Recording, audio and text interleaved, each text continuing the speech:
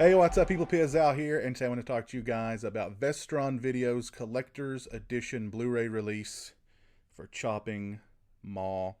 Now, Vestron Video, for those of you who did not grow up in the 80s in the video store generation and weren't big horror fans of that era, Vestron Video was kind of it was one of those seals of approval. If you saw the Vestron Video logo on the spine of a VHS box, or if the Vestron logo popped up before a feature presentation on a video that you rented, you were like, okay, we're in for something good here. So it was a sought after logo, and of course, very nostalgic for people like me.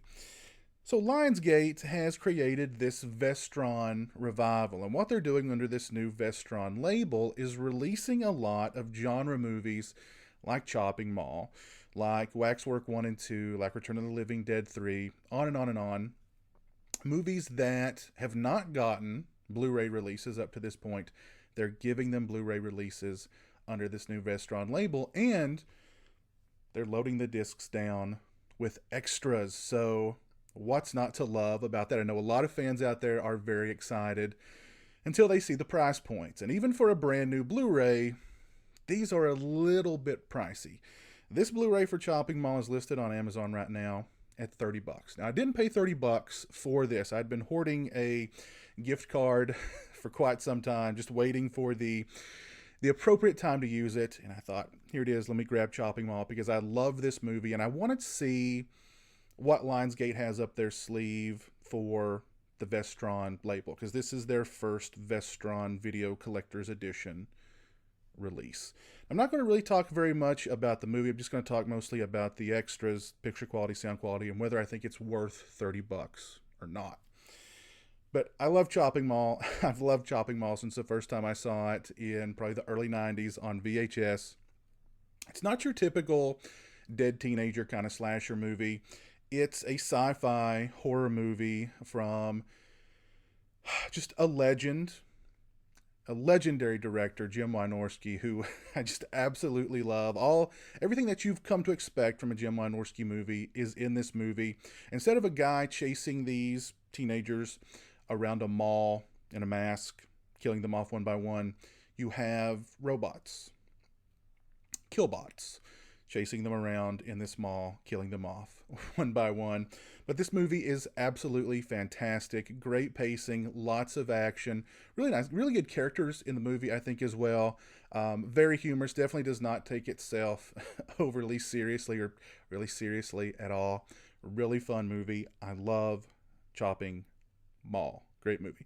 Now, the slipcase is very nice, very shiny, very nice slipcase, I have to say. Now, on the back of it, there's a little blurb that says, Vestron Video has been a leader in providing the most unique and wide-ranging selection of films. We honor the spirit of Vestron Video by presenting the Vestron Video Collector Series, a line of classic genre films newly remastered and with a wealth of supplemental features. Now, the movie, it says here that it's fully restored from original negative materials and loaded with a shopping cart full of killer bonus features. Now, it doesn't say anything on here about any kind of elaborate restoration. It just says 1080p high definition, 16 by 9 widescreen, 1.851 presentation, original mono audio. But the movie looked really good. I thought the movie sounded really good. I thought not a 4K scan, not a 2K scan, but I would definitely say better than just a simple HD upscale. It looks a lot better than that DVD from, I think it was Anchor Bay, that came out years and years and years ago. So this is definitely an upgrade from that DVD. And the picture and the sound quality are pretty good. I'll give it that. Picture and sound quality are pretty good. Now, on to the extras. We have got about a 26 and a half minute making of called Back to the Mall. We've got interviews with Jim Wynorski, co-writer Steve Mitchell, actors Kelly Maroney, Barbara Crampton, Russell Todd, Nick Siegel, and John Terlesky. Wynorski and Mitchell talk about how they didn't want to make just another dead teenager movie with Chopping Mall. They talk about how they butted heads a lot during the writing process.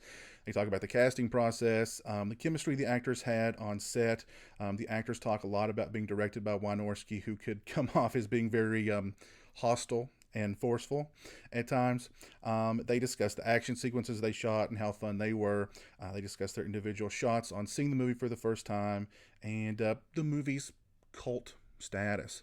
So pretty nice, informative making of there. Lots of nice interviews, really informative, nice extra there. Next up, we've got Chopping Mall. It's about an 8-minute interview with editor Leslie Rosenthal. She talks about how different scenes she tried to edit in different ways and sort of what her editing techniques were. I have to say, Chopping Mall is a really, really well-paced movie, so she did an excellent job editing the movie. Only 8 minutes, but not bad. Not bad.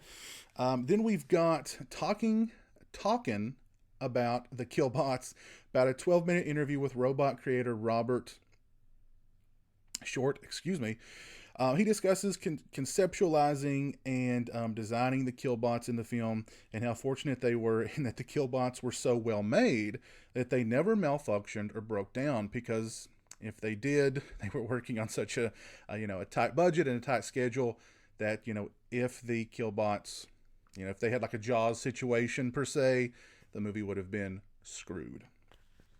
But it's a nice interview with Robert Short. We've got Scoring Chopping Mall, an 11-minute interview with composer Chuck Serino. Serino discusses composing the music, trying to keep it very electro-centric, as he says, as if the music represented kind of like the Killbots' inner thoughts. And he talks about how he was encouraged by Wynorski to go more and more experimental with the score, and how much of a fun score it was for him to compose. Nice interview with him, about 11 minutes long.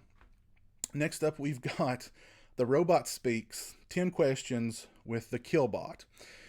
It's about 2 minutes long. Co-writer Steve Mitchell interviews one of the Killbots. It's not as funny as I think they wanted it to be, but it's something.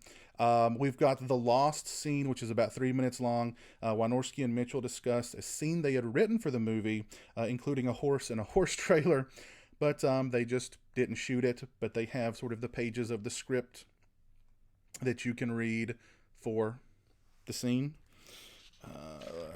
We have got Army of One, a 6-minute visit with Carl Sempiri, Chopping Mall's biggest fan. Carl talks about first renting the movie and how it changed his life.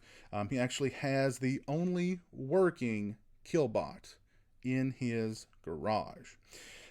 He's also got a shooting script that Steve Mitchell sent him, and a scene clacker from Jim Wynorski signed by all the cast. So 6-minute interview with Mr. Sempiri, who is Chopping Mall's biggest fan. Next up, we've got a 15-minute, 40-second featurette called Chopping Mall: Creating the Killbots. It's I'm not sure if it was on a prior DVD release, but it's a vintage interviews with Robert Short and Jim Wynorski and Steve Mitchell. Short discusses how he got involved in designing the Killbots. Wynorski discusses the inspiration for the movie and the Killbots. They all discuss how pleased they were with both the design of the Killbots and how well they worked on set. We've got an isolated score track and a trailer. We've got 3 different commentaries. We have got a new commentary with Jim Wynorski, Kelly Maroney, and Steve Mitchell. We've got a commentary with historians and authors Nathaniel Thompson and Ryan Turek. And we've got a commentary from 2004. I believe it was on the Anchor Bay DVD release with Jim Wynorski and Steve Mitchell. And that is all. Now, one thing that I found odd about all of these extras was, like, the extra would say, interview with the editor. And it was an interview with the editor, but also with Jim Wynorski and Steve Mitchell and maybe a cast member or two. Or when they would interview the guy who created the Killbots, they'd interview him, but they'd also interview Jim Wynorski, Steve Mitchell, some of the actors, so on and so forth. So it really felt like all of these extras could have been combined into one larger hour-long, hour-plus long featurette instead of breaking them down into individual smaller featurettes.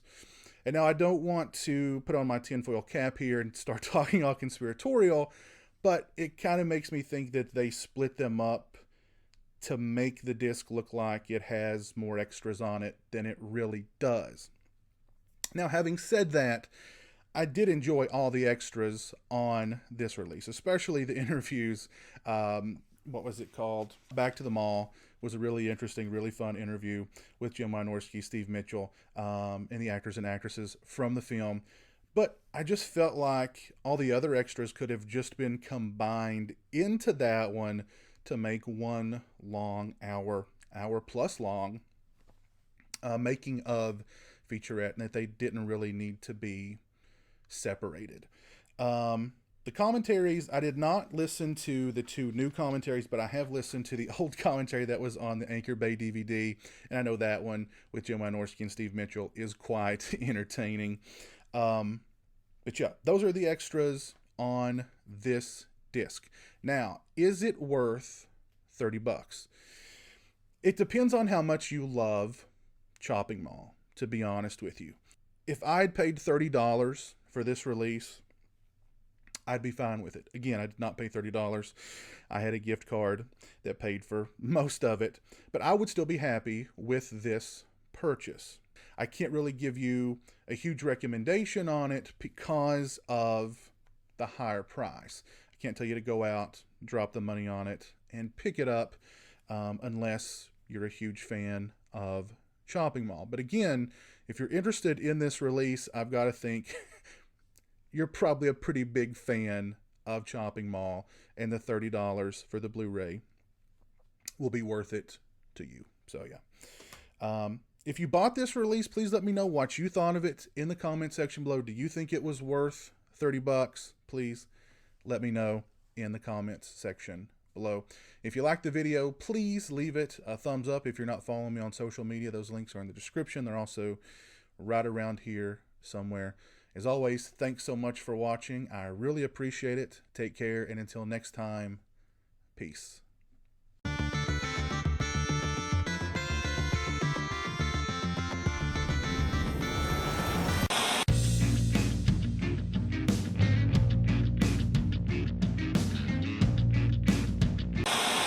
Oh, good for you! Say hello to the internet, Jeremy. Hello to the internet.